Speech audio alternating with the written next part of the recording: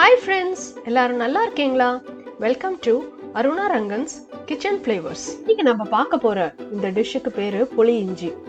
கேரளாவில் இந்த டிஷ் இஞ்சி புளின்னு சொல்லுவோம். ரொம்ப ஃபேமஸான டிஷ்ஷு. ஓணம் சதையால இந்த டிஷ் ரொம்ப முக்கிய ஒரு இடம் இருக்கு இந்த டிஷ்ஷுக்கு. அது ஏன் இந்த டிஷ்ஷுக்கு ஒரு பிரதான இடம்னா நல்லா ஹெவியாக சாப்பிடுவாங்க அந்த டைமில், ஓணம் டைமில். அப்போ உடம்பு எல்லா ஃபுட்டெல்லாம் ஜெரிக்கணுங்கிறதுக்காக வேண்டி அந்த இஞ்சி புளியை செய்வாங்க. ஒரு கல்யாணங்கள் எல்லாம் கூட கண்டிப்பாக அந்த புளி இஞ்சின்னு சொல்லிட்டு போடுறாங்க. மெத்தடாலஜி எல்லாமே சேம் தான். கேரளாவில் தேங்காய் எண்ணெயில் செய்கிறோம். இங்கே நம்ம நல்லெண்ணெயில் இந்த டிஷ்ஷை செய்ய போகிறோம். ஜெரிமானத்துக்கு ரொம்ப நல்லது. இஞ்சியோட ஹெல்த் பெனிஃபிட்ஸ் எல்லாருக்குமே ரொம்ப நல்லா தெரியும். இதை நம்ம இப்போ எப்படி செய்யறதுன்னு பார்க்கலாம். இந்த டிஷ்ஷை நான் ரொம்ப ட்ரெடிஷ்னல் மெத்தடில் எங்கள் அம்மா வச்சு செஞ்சுருக்கேன். 80 year old லேடி. ஆனால் தன்னை காட்டக்கூடாதுன்னு ரொம்ப பிடிவாதம் பிடிச்சாங்க. அதனால அவங்க செய்கிறத மாத்திரம் நம்ம வீடியோ எடுத்து கேப்சர் பண்ணி இந்த வீடியோவில் நான் காமிச்சிருக்கேன். அவசியம் பாருங்கள். உங்களோட ஃபீட்பேக்கை எனக்கு கண்டிப்பாக கமெண்ட் செக்ஷன்லேயும் கொடுங்க.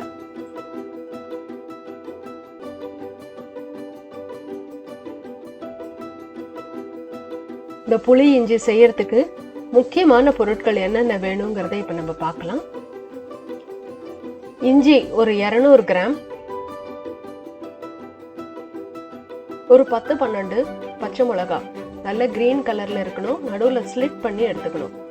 அதுக்கப்புறம் கொஞ்சம் ஒரு கைப்பிடி அளவுக்கு கருவேப்பிலை, 1.5 டீஸ்பூன் மஞ்சப்பொடி, ஒரு சின்ன சைஸ் பெருங்காய கட்டி நல்லா பொடியாக கட் பண்ணி எடுத்து வச்சுக்கணும். கட்டி இல்லைன்னா ஒரு 1.5 டீஸ்பூன் அளவுக்கு பெருங்காய பொடி போடலாம்.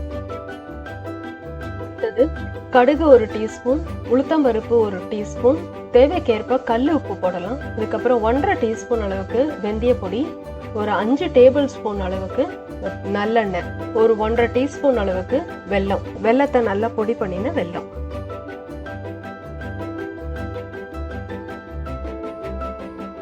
ரெண்டு மீடியம் சைஸ் எலுமிச்சம்பழம் அளவுக்கு புளி எடுத்து அது நல்லா ஒரு 1.5 டம்ளர் அளவுக்கு கரைச்சி எடுத்து வச்சுக்கணும்.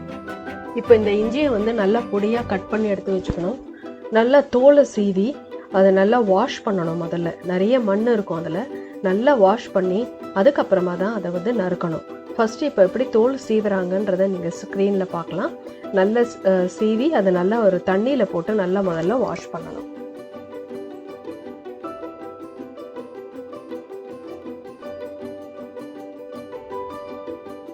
ரொம்ப ஆத்தென்டிக்காக ட்ரெடிஷ்னலாக இந்த ரெசிபியை நான் உங்களுக்கு கொடுக்கணுங்கிறதுக்காக என்னோட பேரண்ட்ஸ், வயசான பேரண்ட்ஸ் 2 பேரையும் இதில் இன்வால்வ் பண்ணினேன்.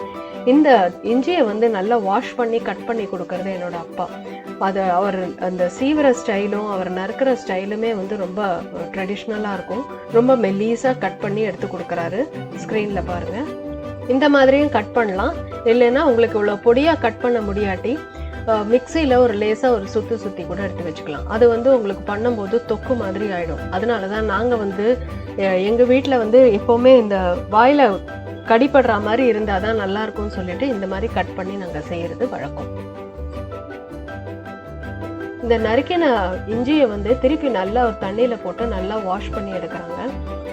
ஏற்கனவே நம்ம நறுக்கிறதுக்கு முன்னாடி நல்லா ஒரு வாட்டி வாஷ் பண்ணினது தான். இருந்தாலும் மண்ணுக்குன்னு எதாவது ஒட்டிட்டு இருக்கும்னு சொல்லிட்டு திருப்பி நல்லா போட்டு வாஷ் பண்ணி அதை நல்லா வடிய போட்டு எடுத்து வச்சுக்கிறாங்க.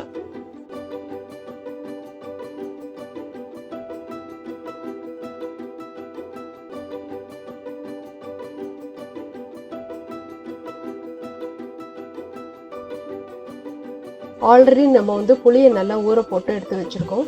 இப்போ அதுலேருந்து நம்ம இந்த ஜூஸ் ஒரு 1.5 டம்ளர் அளவுக்கு கரைச்சி எடுத்து வச்சுக்கிறாங்க.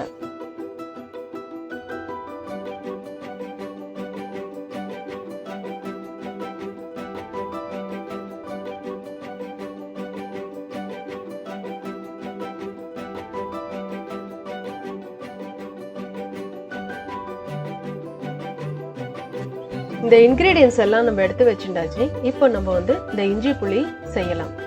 அடுப்பில் ஒரு கடாயை வச்சு அதில் 5 டேபிள் ஸ்பூன் அளவுக்கு எண்ணெயை நல்லா விட்டு காஞ்சதுக்கப்புறம் கடுகு, உளுத்தம்பருப்பு, கருவேப்பிலை, பச்சை மிளகா, பெருங்காயம் இதெல்லாத்தையும் போட்டு முதல்ல நல்லா வதக்கணும். அடுத்தது நல்லா வதங்கினதுக்கு அப்புறமா அந்த எடுத்து வச்சிருக்கிற க்ளீன் பண்ணி எடுத்து வச்சிருக்கிற இஞ்சியும் அதில் போட்டு சேர்த்து நல்லா வதக்கணும்.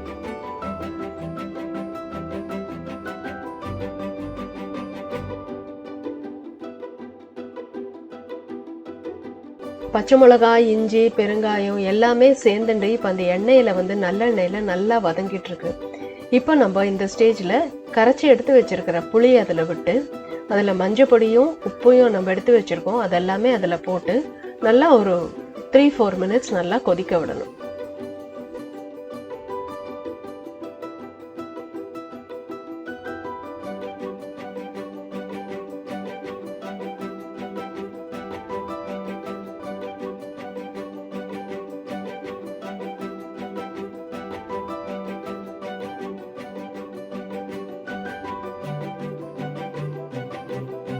ஒரு 5 நிமிஷம் கொதிச்ச உடனே நல்லா அந்த புளி தண்ணியெல்லாம் நல்லா வற்றி போய் இந்த பச்சை மிளகாய், இஞ்சி, எண்ணெய் எல்லாம் சேர்ந்துட்டு நல்ல ஒரு செமி சாலிட் ஸ்டேட்டில் வந்து இருக்கும்.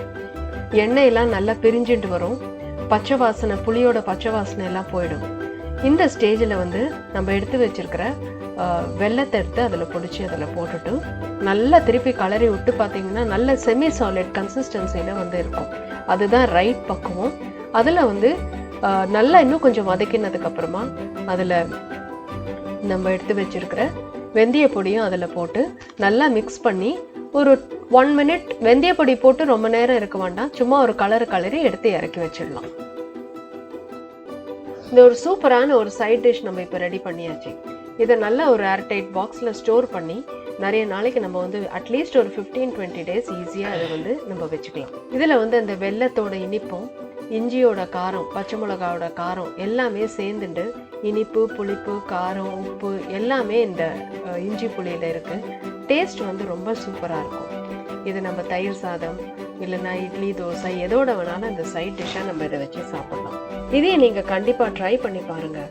எப்படி வந்திருக்குங்கிற ஃபீட்பேக்கை எனக்கு அவசியம் கொடுங்க. இந்த வீடியோ உங்களுக்கு பிடிச்சிருந்ததுன்னா கண்டிப்பாக ஒரு லைக் பண்ணுங்கள். உங்கள் ஃப்ரெண்ட்ஸ், ரிலேட்டிவ்ஸ் எல்லாருக்கிட்டையும் ஷேர் பண்ணுங்கள். சப்ஸ்கிரைப் பண்ணாதவங்க அவசியம் சப்ஸ்கிரைப் பண்ணுங்கள். உங்களோட சப்ஸ்கிரிப்ஷன் அண்ட் உங்களோட ஃபீட்பேக் அண்ட் கமெண்ட்ஸ் தான் எங்களுக்கு மோட்டிவேஷன். இன்னும் சூப்பரான வீடியோஸோடு உங்களை மறுபடியும் சந்திக்கிறேன். அது வரைக்கும் டாடா, பாய்.